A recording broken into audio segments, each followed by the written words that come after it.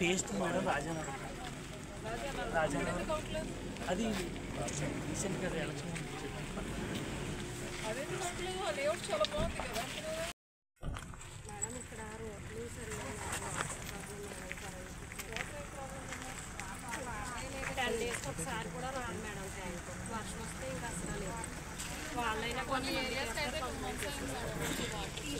local ఏరియాస్కి అయితే అసలు వర్షం వస్తే బస్సు వస్తాయి అంటున్నారు మేడం